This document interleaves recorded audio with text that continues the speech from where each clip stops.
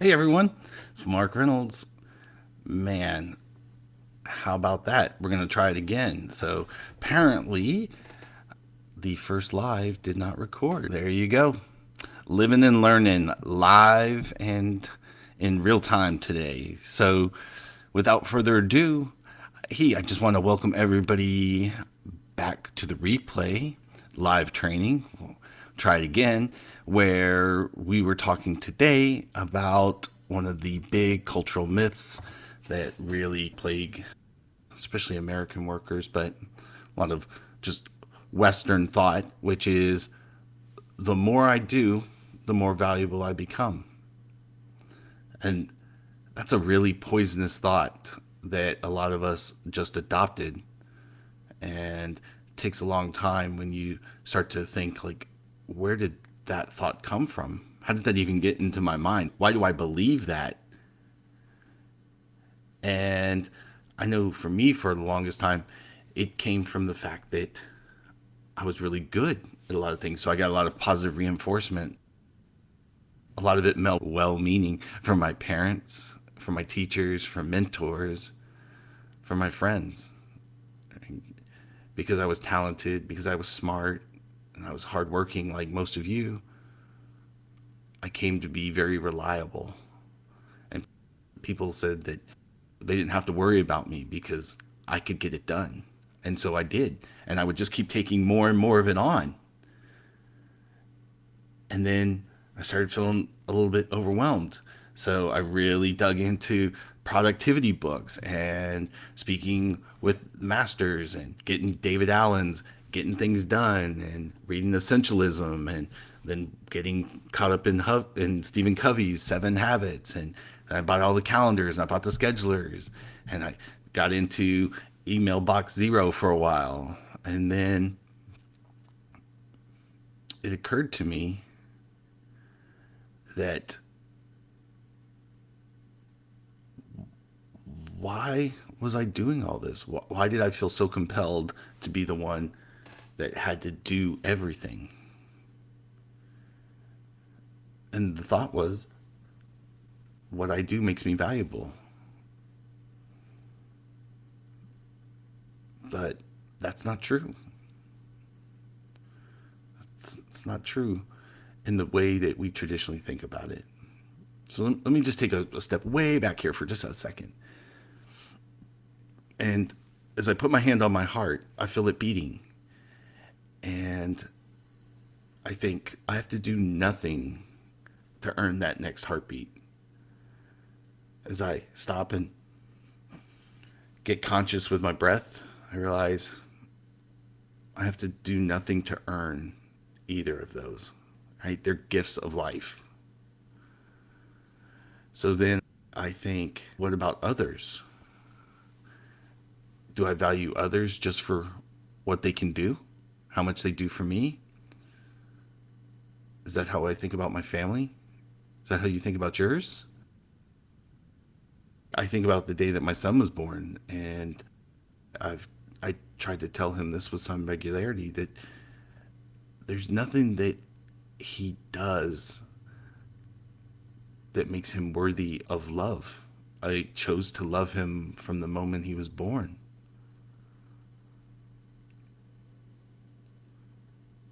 It's not about how much he does.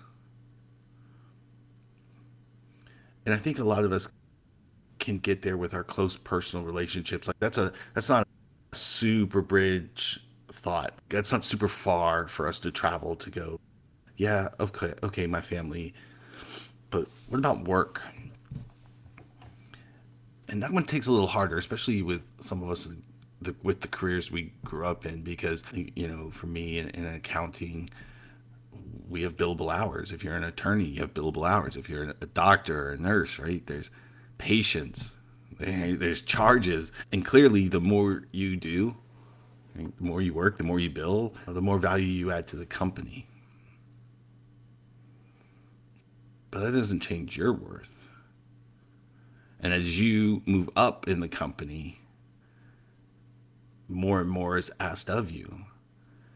And for a lot of us, we keep a lot of the old things that we used to do because we're really good at them. If you're an amazing accountant, you've got amazing skills, right? Which means that you, in many areas, especially if you move all the way up into the senior ranks, right, you could very well be the subject matter expert on a topic.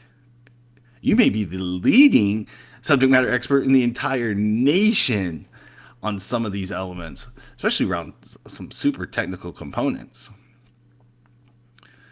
But what that means is at each step, instead of life getting easier for you or better for you or more rewarding, it just kept getting busier. We kept adding, and we think, oh, and that makes me more valuable because I'm doing more stuff, until you reach the point where the calendar is completely full. And we all get there at some point, because ultimately it still just becomes a math game for us. How fast can you work? How smart are you really? How refined are your tools? How disciplined are you in your habits? How much energy do you have, etc.? But at some point, you will cap out.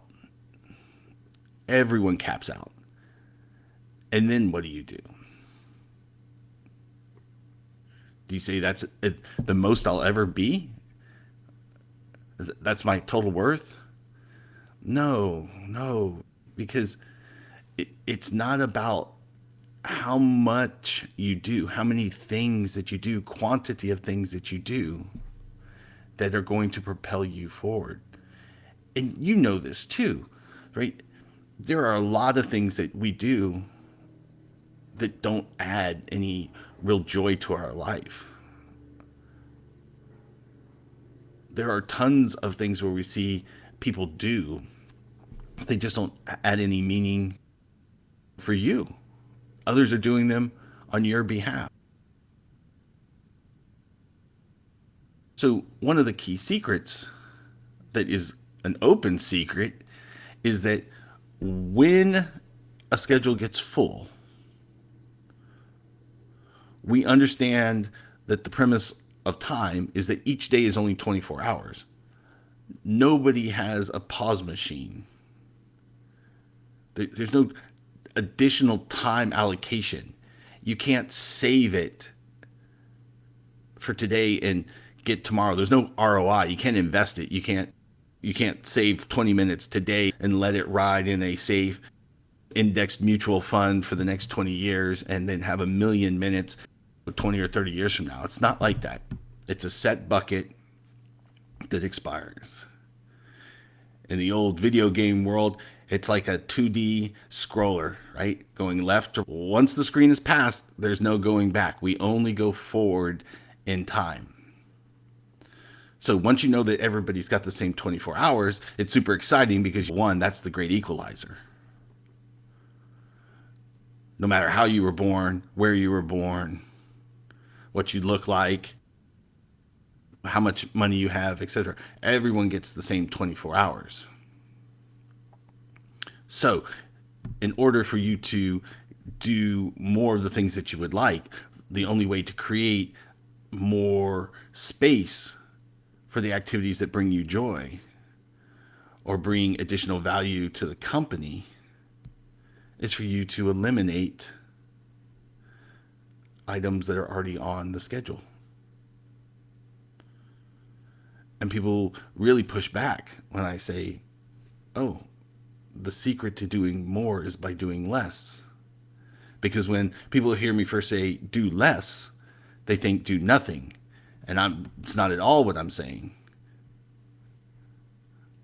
I will say that is always an option. And for a lot of people, learning how to create free space on your calendar is a super amazing tool, because many people don't take the time to just strategically place rest and recuperation in their calendars. This is one of the big learnings from the Stephen Covey program around Sharpen the Saw, Habit 7. And there's a lot of research coming out from in the fields of biology and science and just neuroplasticity and mental health and disease and all that around rest and sleep. And people know that. And we're working harder than the pandemic didn't stop work. Not at all. And it hasn't changed in any of my time. It's just more. We get better tools so that we can do more. And a lot of us aren't asking if it's just more or if it's valuable. Our tools expand. Emails, for example, isn't it's super easy to do more. A lot of us have come to the point where we go, I don't know that it's adding a lot more value. It's really more of a distraction at this point. So when you think through, my calendar's full. Is it full of things that add meaning? You ask yourself, is it full of stuff that I choose for me because they are the very most important things? Did I create space? Did I accept this? Or have I just been so long in default mode of having people just put things on my plate until there's no room for any of the stuff that I would have picked? Is there no more room for the things that you want, that you know create joy? In your corporation, is there no time left on your schedule for you to do the things that you're really hired to do, your most important tasks, your MVPs, as we would say, your most valuable projects? Is your best time spent on the most important activities? And for most people, it's not. It's not unless you are consciously working on it and thinking about it all the time. If you go and spend time with some of the most successful people, you ever get a chance to watch a billionaire or somebody that's running multi-million dollar organizations and how they are with their time, they're ruthless. They are absolutely surgical about managing their calendar. It's a bit of a joke at the highest levels. It's always about, yeah, let's get some time on the calendar to talk. Never are like, yeah, like you and I, they're driven by the calendar, and the most valuable resource that they have is time. And that's a shift that a lot of us don't make for a while. Because as we're coming up, we feel like money is the limiting resource, access, something other, because time is what we have. But at some point in your life, as you get successful, you cap out, the calendar caps out. And you have to learn to make the mental shift that no, time is actually my most valuable resource, the thing I must protect. Everything else can probably be made up. There's always more money to be made. There's always work to be done, right? Let's be clear. Work is like water out of the water faucet. If you want more work, you just have to turn the spigot and it flows freely. Email's the same way. Right? There's no end to it. There's no final point where it's all done.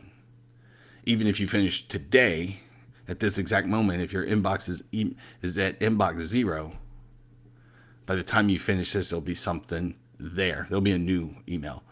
And even if there's not one now, there'll be one tomorrow and the next day. They will always be coming. There will always be plenty of things to pull you away from your most valuable activities. Now, another thing that people say is, yeah, but if I don't do it, it won't get done. At least it won't get done. And I'd offer that's a really disempowering thought, not just for you, but for the people around you. Because the truth is that quite often, even if you are in fact the world's expert at this, and nobody could do it better than you, does it have to be done at that level? Honestly, if you could hire somebody, you could turn it over to a staff member and they can do it 75%, 85%, or even 55% of what you could do. That's still a step towards leverage. And I'll say I got lucky on this. So I had a lawn business when I was a kid, and I was mowing lawns. And one of my good buddies was moving away.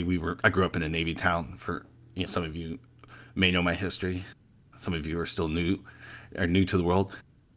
My world. I guess you're not new to the world, but yeah, he asked if I would take over his lawn services, and we both were pretty full for kids.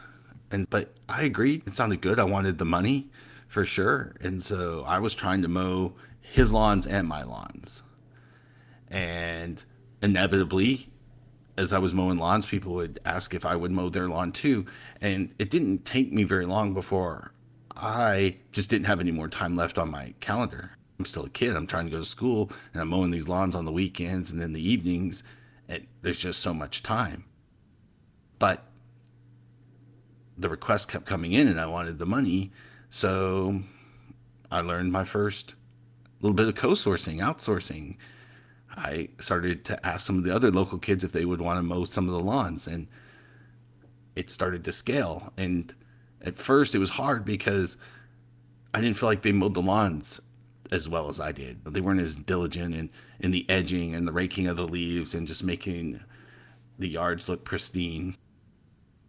So a lot of times early on, I would pay someone to mow it, and then I would come back later and either remow it or finish it up. And I wasn't getting a lot of time efficiencies, and I was getting frustrated. And you know how it goes when you don't know how to hire and screen employees or contractors, so to speak. But the requests kept coming in, and so it's either cap out or learn to manage it. And I was really glad that eventually I learned that while the lawns didn't get mowed exactly how I would have liked them,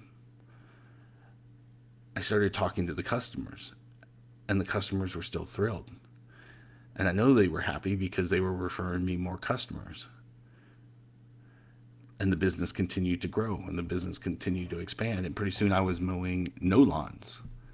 I was in full-time sales because I had come to the conclusion that the sales part was the most valuable portion. That was the thing the other kids couldn't do. They could all mow. And clearly, like, obviously the more they mowed, the better it got.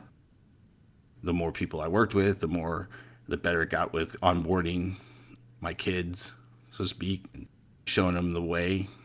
This is long before we had such things as this, where I could do Looms or YouTube videos or walk them through employee onboarding manuals and none of that. It's beyond the scope of the story, but it's the same for us. And I've worked with executives that have risen through the ranks quickly because they were the go-to in the office. They're the best, literally some of the best in the world at what they do.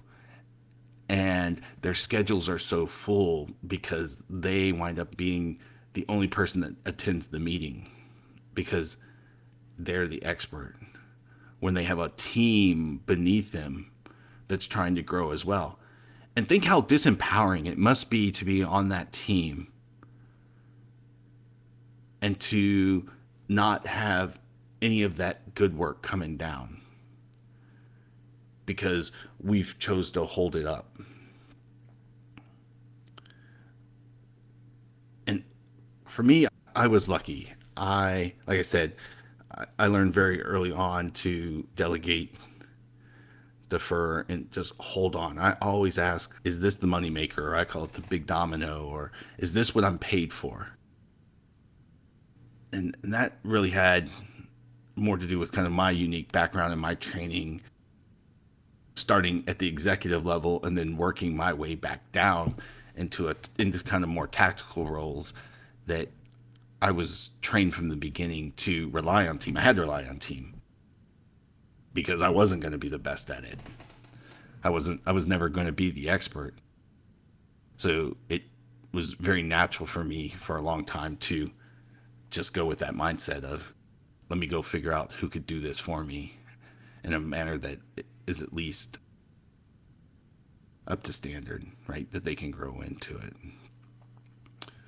So those are just a couple of thoughts I wanted to shoot out today. I did want to let you guys know that I am clearing the calendar for the rest of the today, and I carved out, I think, all of tomorrow, except for just a handful of appointments to make room for the community, since we've got a large number of people coming into it this week for a quick 15-minute laser focus call. Again, one of the things we're constantly trying to reiterate in this group is for you, especially as a busy individuals with a lot on your calendars, that the fastest way for you to get going is to not try to do it yourself, to not try to become the expert in this as well, but to rely on others. If you want to go that way, if you want to start to incorporate the teachings that I'm offering, you can,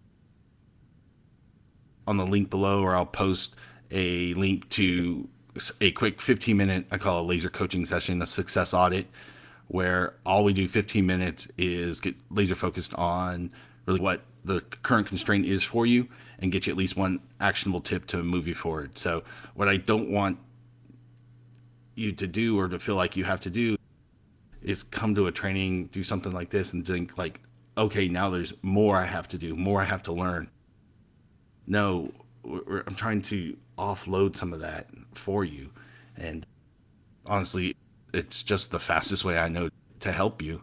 And it helps me. Right? The more I talk to you directly, the more I know exactly what you're facing, as well as the other members of the community, which helps me create trainings like this every week to just address them, as well as any other additional resources, guides, etc., that will serve you and keep you in motion without tying you up or getting time lost in scrolling or searching through YouTube or the algorithms and just hoping that you stumble into the right solution. With that, I want to thank you for attending.